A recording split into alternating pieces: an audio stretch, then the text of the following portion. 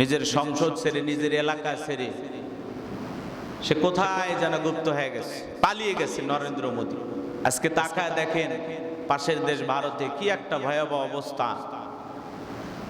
ছাত্ররা, শিক্ষার্থীরা, মেডিকেল কলেজের শিক্ষার্থী যারা, তারা আন্দোলন করতেছেন। মোদীর ক্ষমতার সেই দিল্লি ঘেরাও করেছে জনগণ। ক্ষমতায় থাকতেই শিক্ষার্থীদের আন্দোলনের তোপের মুখে পড়ে পরিস্থিতি ভয়ঙ্কর। এই জন্য সে সেখান থেকে পালিয়ে চলে গেছে, এখন গোপন জায়গায় আছে। নিজের সংসদ ছেড়ে, নিজের এলাকা ছেড়ে সে কোথায় যেন গুপ্ত হয়ে গেছে, পালিয়ে গেছে নরেন্দ্র মোদী। গতকাল রাত্রে আবার একটা সোশ্যাল মিডিয়াতে নিজের ফেসবুক থেকে একটা ভিডিও পোস্ট করছে, নিজের আইডি থেকে, যে এই আন্দোলন যারা করতেছ তাদের সব দাবি আমরা মেনে নেব, আমাদেরকে সময় দেন, পার্লামেন্টের মাধ্যমে সিদ্ধান্ত নিয়ে আপনাদের আন্দোলন মেনে নেওয়া হবে। আমরা দেখেছি শ্রীলঙ্কার খবর আমাদের জানা আছে, নেপালের খবর আমাদের জানা আছে, বাংলাদেশের খবর আমাদের জানা আছে, যে শিক্ষার্থী ছাত্র আন্দোলনের কারণে শেখ হাসিনা এই দেশ থেকে বিদায় নিয়েছে। অনেকেরই ধারণা খুব দ্রুত হয়তোবা নরেন্দ্র মোদীরও বিদায়ের ঘন্টা বাজবে, ও হয়তোবা ক্ষমতার চেয়ার রেখে ভারত থেকে পালিয়ে যাবে।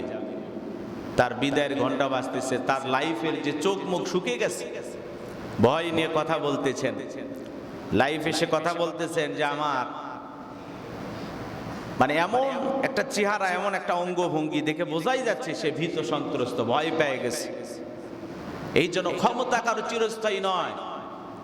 দেশের মানুষ যদি একবার জেগে ওঠে, যত বড় ক্ষমতা চেয়ারে থাকেন না কেন, আপনি জনগণের কাছে পরাজয় বরণ করতে বাধ্য হবেন। কথা বলেন ঠিক না? এই জন্য নরেন্দ্র মোদীর অবস্থা ভয়ঙ্কর। কখন জানি সংবাদ আসে যে হয়তো আমাদের মতো হেলিকপ্টার নিয়ে নরেন্দ্র মোদী ভারত ছেড়ে পালিয়ে যাবে। তো সম্মানিত হাজিরিন, পুরো পৃথিবীতে তাকায় দেখেন, আজকে মানুষ, অধিকাংশ মানুষ গাফেল, বিমুখ, তার নিজের দায়িত্ব কর্তব্যের জায়গা থেকে মানুষ সরে গেছে। এই জন্য আজকে আমরা এই পবিত্রতা নিয়ে আলোচনা করব। আল্লাহ রাব্বুল আলামিন পবিত্র কোরআনুল কারীমের ভিতরে বলেন, ইন্নাল্লাহা ইউহিব্বুত তাওয়াবিনা ওয়া ইউহিব্বুল মুতাহহিরিন।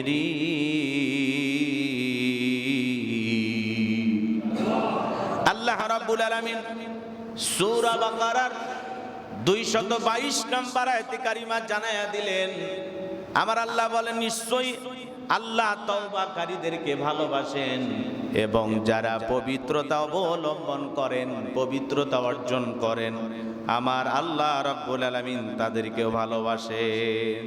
যারা পবিত্রতা অর্জনকারী, আল্লাহ তাদেরকেও ভালোবাসেন। বলুন সুবহানাল্লাহ।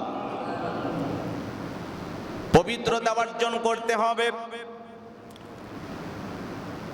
এই পবিত্রতা মুমিন জীবনের খুবই গুরুত্বপূর্ণ একটি কাজ। সালাত যদি আদায় করতে যান, বলেন তো আপনাকে আমাকে পবিত্র হওয়ার দরকার আছে না নাই? as-salatu মিফতাহুত তুহুর। সালাত আদায় করতে গেলে আপনাকে আগে পবিত্রতা অর্জন করতে হবে, ওযু করতে হবে।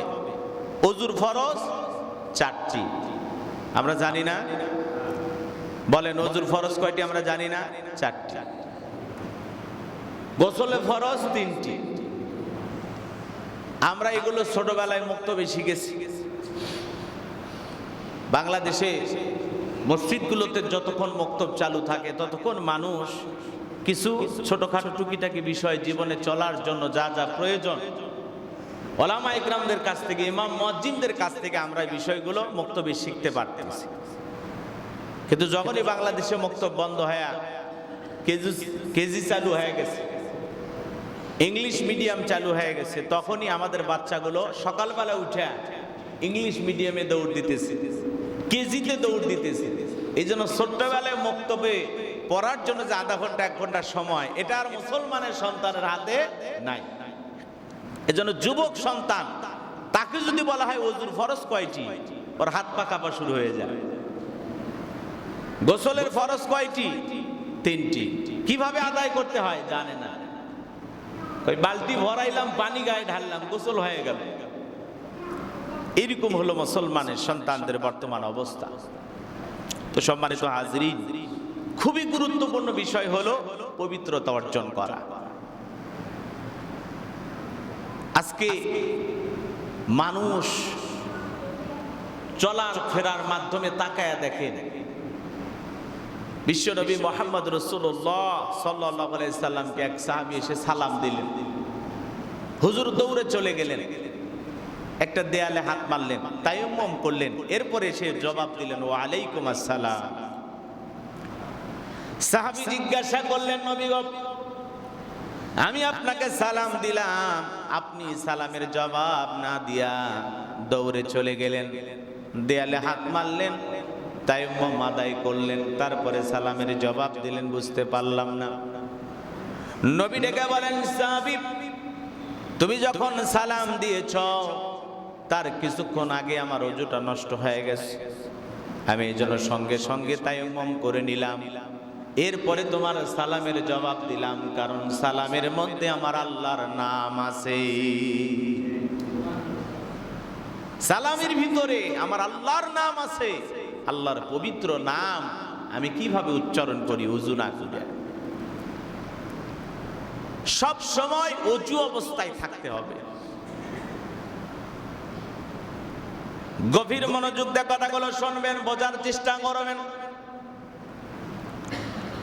বিশ্বনবী মুহাম্মদ রাসূলুল্লাহ সাল্লাল্লাহু আলাইহি সাল্লামকে আল্লাহ রাব্বুল আলামিন আয়াত নাজিল করে জানিয়ে দিলেন, নবী গো, ওই সকল লোককে আমি আল্লাহ রাব্বুল আলামিন ভালোবাসি যারা উত্তম রূপে পবিত্র হওয়া তাকে পছন্দ করেন, আর আল্লাহ রাব্বুল আলামিন যারা উত্তম রূপে পবিত্রতা সম্পাদনকারীদেরকে পছন্দ করেন। বলুন সুবহানাল্লাহ। সূরা তাওবার 108 নম্বর আয়াত শেষের অংশে আল্লাহ রাব্বুল আলামিন এই কথাগুলো বলে দিয়েছেন। কোন এলাকার মানুষ এই আয়াত নাজিলের প্রেক্ষাপট অনুযায়ী বোঝা যায়। নবী তখন চলে গেলেন কুফাবাসীর কাছে, তাদেরকে যা জিজ্ঞাসা করলেন, ও কুফাবাসী, তোমরা কিভাবে পবিত্রতা অর্জন করো, কেমন করে ওযু করো?